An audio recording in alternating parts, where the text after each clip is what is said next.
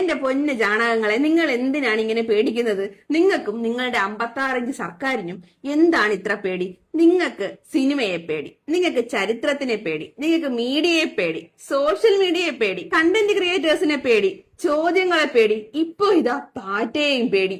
നിങ്ങൾക്കെതിരെ പറയുന്നവരെയൊക്കെ സുഡാപ്പിയാക്കി, പാകിസ്ഥാനിയാക്കി, രാജ്യദ്രോഹിയാക്കി എത്ര കാലം ഇങ്ങനെ പിടിച്ചു നിൽക്കുമെന്നാണ് നിങ്ങൾ വിചാരിക്കുന്നത്? പറ്റി കോക്രോച്ച് ജനതാ പാർട്ടി എന്ന ഒരു സോഷ്യൽ മീഡിയ ക്യാമ്പയിനെ നിങ്ങൾക്ക് അത്രയ്ക്കും കണ്ടങ്ങ് പേടിയാണോ? അവർ പറയുന്ന ഈ 5 പോയിന്റുകളിൽ എന്താണ് തെറ്റ്?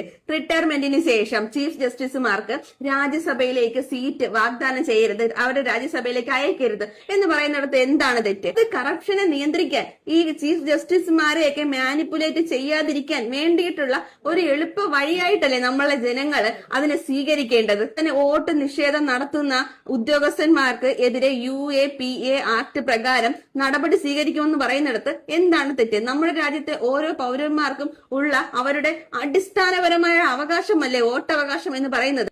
അത് നിഷേധിക്കുന്നവരും തീവ്രവാദികളും ഒരുപോലെയാണെന്ന് പറയുന്നതിൽ എന്താണ് തെറ്റ്?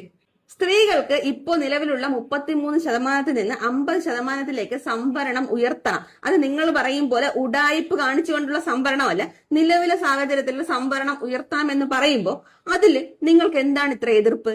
അദാനിയുടെയും അംബാനിയുടെയും കീഴിലുള്ള ഗോദി മീഡിയയാണ് ഇപ്പൊ നമ്മുടെ രാജ്യം ഭരിച്ചുകൊണ്ടിരിക്കുന്നത്. അവർ മാനിപ്പുലേറ്റ് ചെയ്ത് വിടുന്ന പ്രൊപ്പഗണ്ടകളാണ് ആൾക്കാരുടെ തലച്ചോറിലേക്ക് എത്തിക്കൊണ്ടിരിക്കുന്നത്.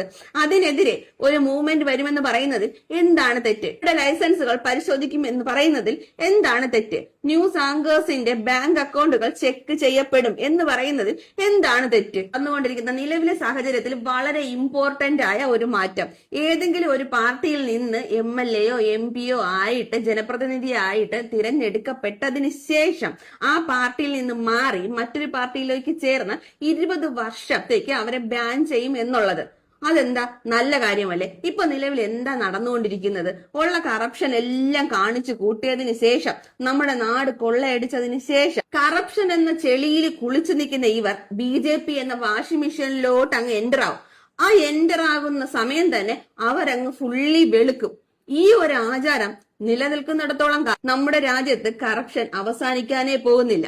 ഇതിനൊക്കെ ഒരു നിയമം കൊണ്ടുവരണം എന്നുള്ള ഒരു ആശയം മുന്നോട്ട് വെക്കുമ്പോൾ അത് നമ്മൾ അക്സെപ്റ്റ് ചെയ്യുകയല്ലേ രാജ്യസ്നേഹം ഉള്ള ആൾക്കാർ എന്ന നിലയ്ക്ക് ചെയ്യേണ്ടത്? ഇതൊന്നും ഇന്ത്യയിൽ നടക്കുന്നില്ല എന്ന് പറയുന്ന സംഖ്യകൾ വിത്ത് പ്രൂഫ് വരണം. അല്ലാത്തവർ, പ്രൂഫ് ഇല്ലാത്തവർക്ക് സ്ഥിരം കലാപരിപാടി കമന്റ് ബോക്സിൽ അവതരിപ്പിച്ചിട്ട് പോകാവുന്നതാണ്.